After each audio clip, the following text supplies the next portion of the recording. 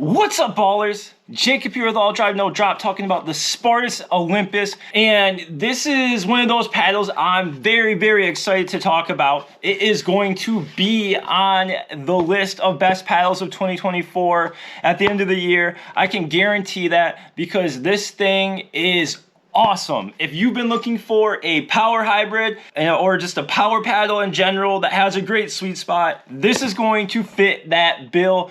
I'm really excited to get into this. We're talking a price of $200 here, comes down to $180 with code AllDriveNoDrop, so a little bit on the higher end.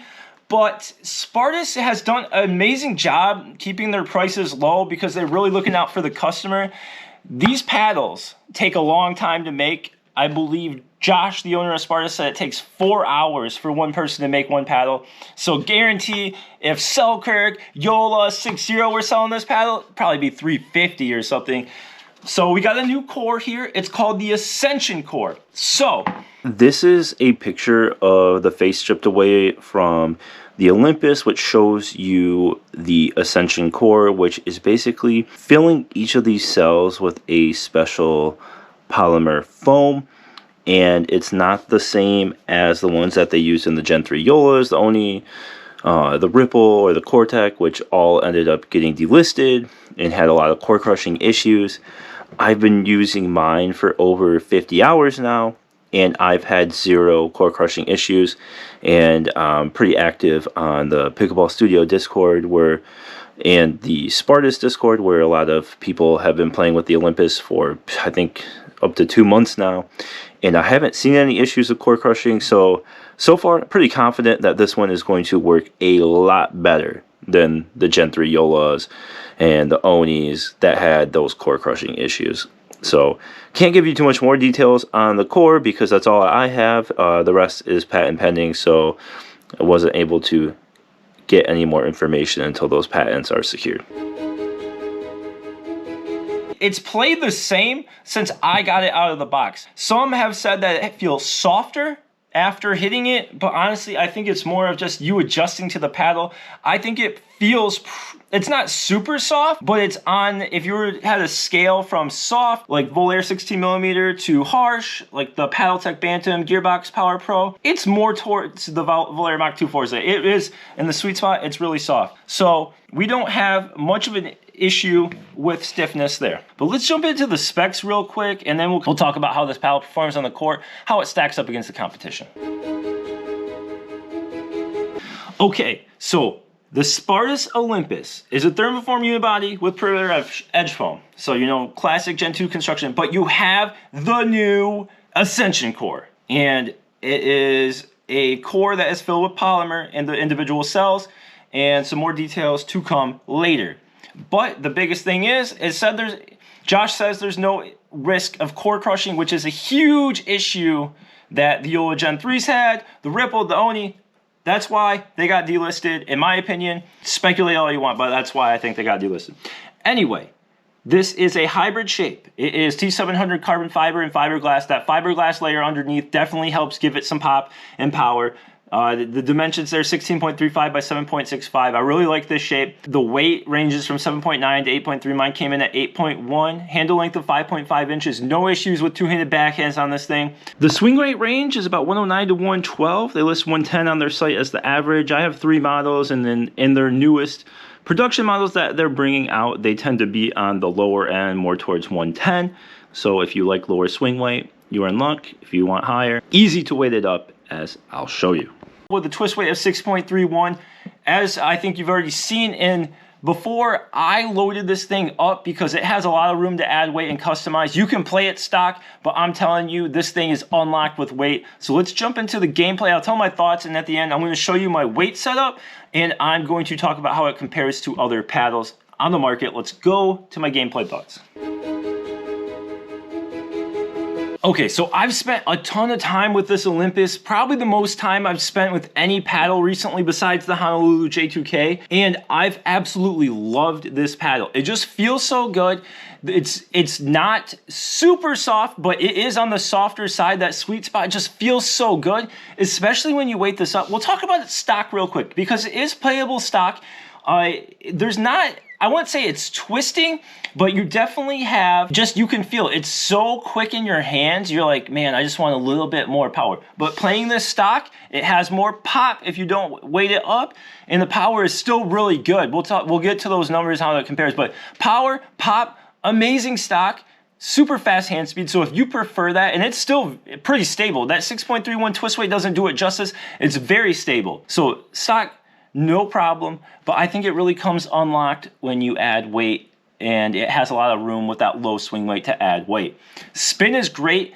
Getting over 2,000 RPM, no problem. Now, let's talk about the power first and the pop, and we'll get to the soft game. Power, excellent. Keeping my serves really deep. This thing does not require you to swing that hard to access the power.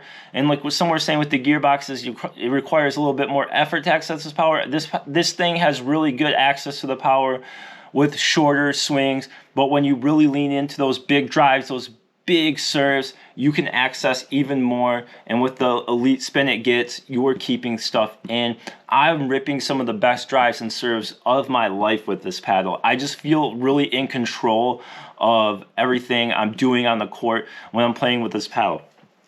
Now, it doesn't have as much pop as the Gearbox Power Pro and some of the paddle techs, which is great because I sometimes struggle with my drops and my dinks with those. And this one, I feel like the pop level is just right when it's coming off the paddle. Especially when you weight it up a little bit, it reduces the pop a little bit. And it just feels like a super smooth motion when you're getting those drops. I really enjoy it. The sweet spot is excellent. This has the best sweet spot of all the power paddles on the market, way better than the Paddletech Bantams, better than the Gearbox Power Pro and the Ultimate. And then, I mean, I'm not even going to talk about the Yola Gen 3s because like they don't exist anymore. I know there's the new mod. Anyway, so offensive game with this paddle is amazing and the feel is really good. Like with the Paddletechs and the Gearbox, I was getting pickleball tennis elbow, right? When I went really hard with them. This, no problem. I'm not feeling fatigued in my elbow, so I enjoy that. Now dinks, and reset. So resets and blocks actually really good. It's not especially with the weight and without weight, not twisting. When I add the weight, it's zero issue. Like just so good with the resets and blocks. Just enough pop that the paddle can do the work for you, and then enough pop when you get those counter punches going. You are just lethal at the net, and this thing is so easy to maneuver. My flicks feel really good. That's really the main thing of why I did my weight setup the way I did, is to make my flicks even better and feel better. And then, so dinks, when you're taking it out of the air, that's just the one issue I always have with some of these poppier paddles. It takes time to lock in on those dinks out of the air, but honestly, not a big issue for a lot of you, because I think, you know, really taking those dinks out of the air, once you get the timing and the feel, it's not an issue.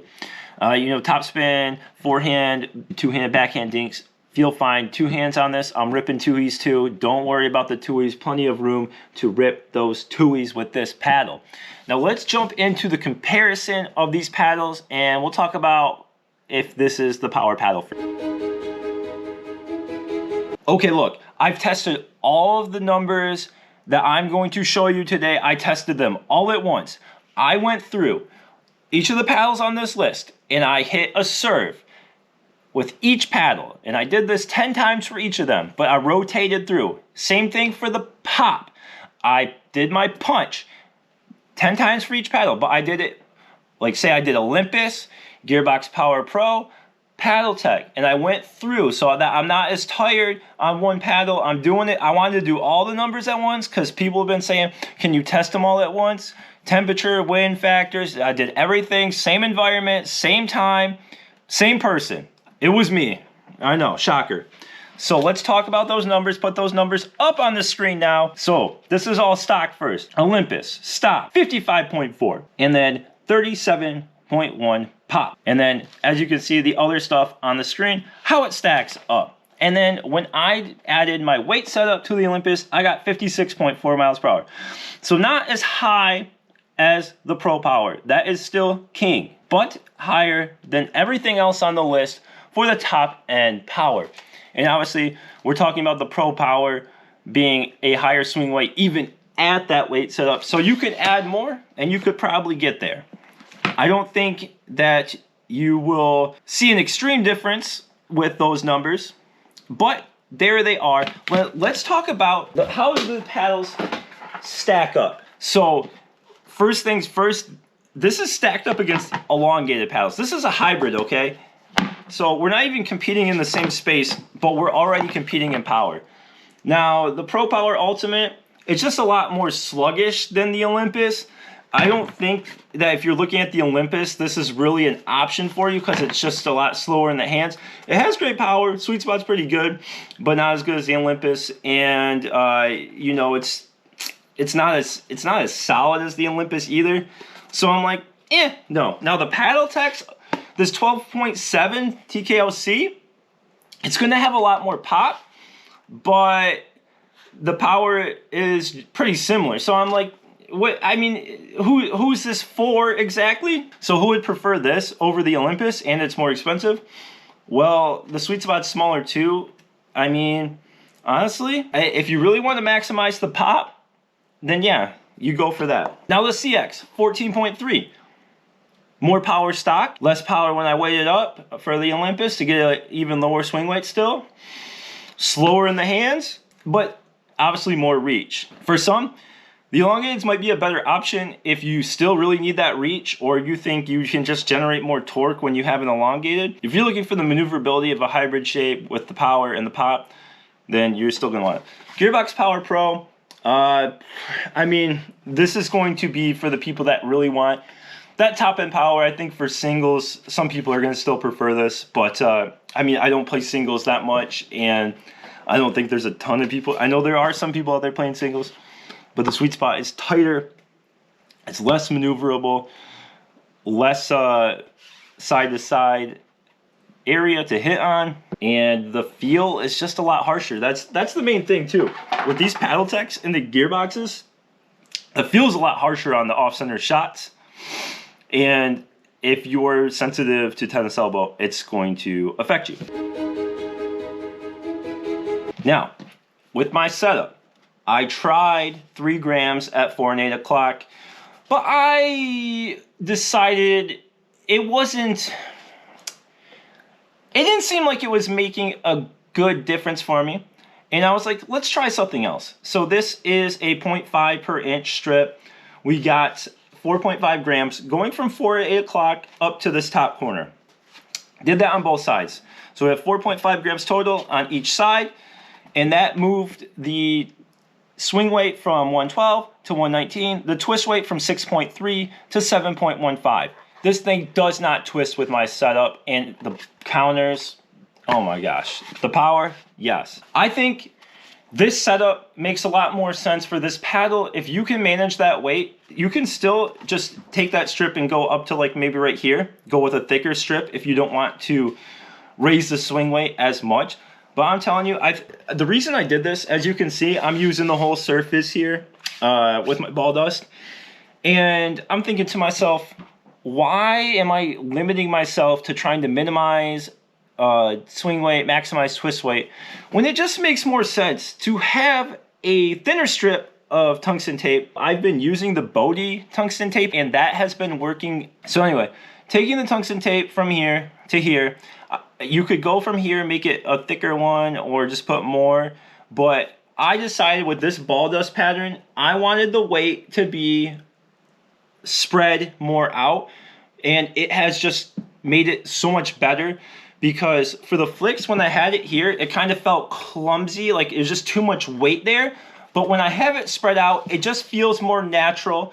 The next step is, if you really want to get some more balance, you could start adding weight to the handle, either with a slice cap, which I don't have, but I have a strip in here that weighs 0.5 ounces. So if you wanted to balance it out a little bit, which, you know, just lowers the balance point, I've liked that. But this is my weight setup, and you could do less, you could do more. I thought about doing a whole strip around the whole paddle, but this has improved my performance with it a ton, just because I still don't feel like it's heavy.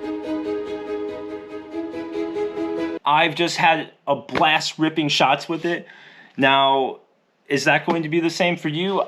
I think it will. I think this is going to be the premier power paddle right now, just because it doesn't hit the top like the Power Pro, but I think that the power level of this is excellent for what it does and how much control you can have with the paddle. I highly recommend this if you're looking for a power hybrid. I don't know how else to stress it. I am going to play with this in my upcoming tournament in 2 weeks, or whenever this video comes out. Maybe I already played with it. I enjoy it that much. I just want to give it a test. I'm still not sure, if the Honolulu J2K is better for me or this one. I mean, I just am addicted to that power right now, and I want to see what this can do in a high-level competition, and I will definitely report back on how it performs for me there. But right now, I've been enjoying this. I've been playing very well with this, and it's just been living all drive, no drop style. And please just comment, subscribe, and like the video if you've enjoyed what you heard today and you want to stay tuned for more. I had a lot of fun with this, and I can't wait to see what Spartus does next. Thank you very much. Go play some pickleball.